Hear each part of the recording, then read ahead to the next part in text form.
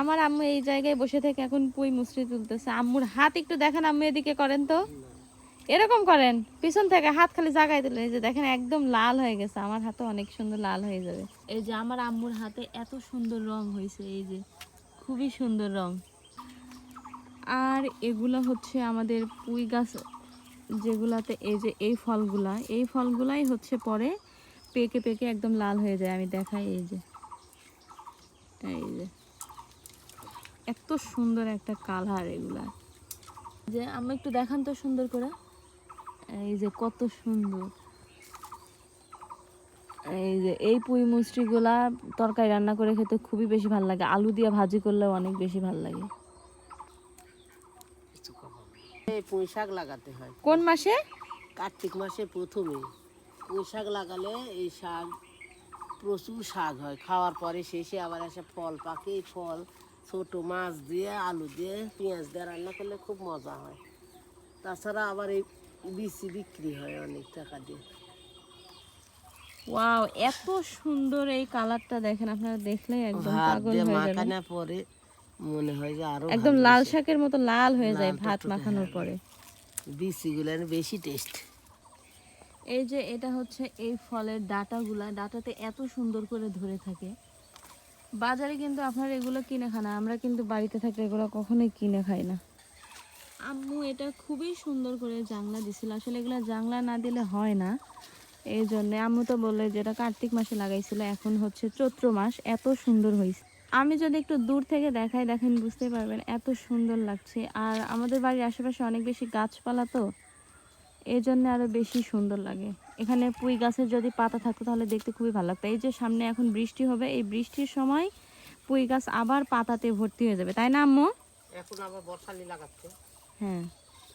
এই সময় থাকে, কিছু সময় হয়তো থাকে না। 12 মাসের মধ্যে দেখা যায় যে 10 মাসে পুঁই শাক বাড়িতে সবজি ফলানো হয়। এই সবজি অত্যন্ত ফল পাতা ডাঁটা ইত্যাদি খেতে খুব মজা। একদম নিচে থেকেই ধরা শুরু হয়। এই যে কি সুন্দর গাছ উপরে উঠে গেছে। পাকার পরে এই বিচি আবার নিচে লাগানোর দরকার হয় না, এমনিতে যত গাছ উঠে অজস্র গাছ লাগানোর দরকার হয় না। চূড়ান্ত অনেকগুলাই তুলে ফেলছে আমার আম্মু। আসলে দেখি আম্মু একটু ঝাঁকাটা দেখান তো। ওটি দেখা গো বাড়ির মধ্যে ওটি মেলাটি আছে। এই যে এত সুন্দর, বাড়িতেও আছে অনেক বেশি। এগুলো আম্মু মাত্র তুললো, তারপরে এগুলো আপনারা যারা খাননি তারা অবশ্যই খাবেন। আর যদি কোনো দরকার হয় অবশ্যই আমার বাড়িতে চলে আসবেন, আমি আপনাদেরকে দিব। কিসের অভাব পূরণ করে আম্মু? ভিটামিন প্রোটিনের অভাব পূরণ করে, রক্ত স্বল্পতা দূর করে। আর ছোট মাছ মশাগুলা হচ্ছে রোগ প্রতিষেধক খাবার। এগুলো রোদে শুকানোর পরে আবার ইয়ে করে রাখা যায়, আবার এই ভাজি করে খাইতেও খুব মজা লাগে আলু দিয়ে, প্রচুর ভিটামিন। আমার আম্মু খুবই যত্ন করে এগুলো সকালবেলা তুলছে। এখন আবার যেগুলা তুললাম এগুলো হচ্ছে গোসলের পরে তুললাম, এগুলো অনেকগুলো হয়েছে। আমি কাছ থেকে দেখাই, এত বেশি সুন্দর। আম্মু একটু দেখান তো হাতে তুলে, এই যে খুবই সুন্দর। আর এত সুন্দর রং, মাশাআল্লাহ। এই রংটা দেখেন, এত সুন্দর এই রংটা। আমি একটু হাতে তুলে নেন তো। আম্মু এগুলা যেগুলো হাতে নিচ্ছে এগুলা মূলত রান্না করবে অল্প করে আলু দিয়ে, তাই না আম্মু? আলু দিয়ে রান্না করলে খুবই মজা লাগে খেতে। পেঁয়াজ আর আলু দিয়ে রান্না করে ভাজি করে, ছোট আলু পেঁয়াজ আর পুঁই শাকের পুঁই মুচড়ি দিয়ে রান্না করলে খেতে খুব মজা। সাথে কি মাছ দেওয়া কালারটাও লাগবে সুন্দর নাকি? আসে, কাঁচা মরিচ দিয়ে রান্না করলে বেশি স্বাদ।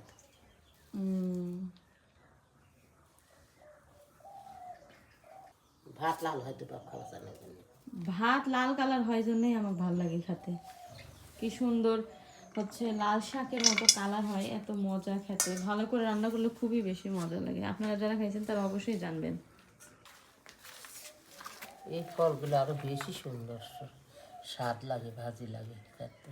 এগুলো হচ্ছে সবুজ ফল। সবুজ ফল, এগুলো সবুজগুলো এক ধরনের ভালো, আবার পাকাগুলো খাওয়া যায়, সবগুলোই ভালো লাগে।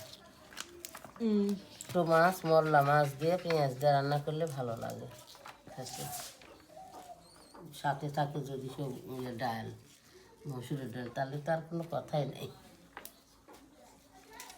এই পুঁই শাকের পাতা ফল ছোট করে কাটা নিয়ে তারপরে ধোয়া লিখবে, ধোয়ার পরে পেঁয়াজ আলু দিয়ে চচ্চড়ি করা লিখবে, তাহলে বেশি মজা লাগবে। আম্মা আপনি কি এখানে রেসিপি দিবেন নাকি? রেসিপি বাড়িতে রান্না করেছি, এটাই রেসিপি। এই জায়গায় আম্মু যেগুলো কাঁচা কাঁচা আছে না ফল, সেই ফলগুলো দিছে, সাথে কিছু পাতাও মিক্সড করে দিছে। এইগুলা দিয়ে আম্মু মাছ দিয়ে রান্না করবে। এটা এত বেশি খেতে মজা হয়, কিছুদিন আগেই আমি খাইছিলাম, এটা খেতে খুবই মজা। আপনারা যারা খাননি তারা অবশ্যই কিন্তু ট্রাই করবেন।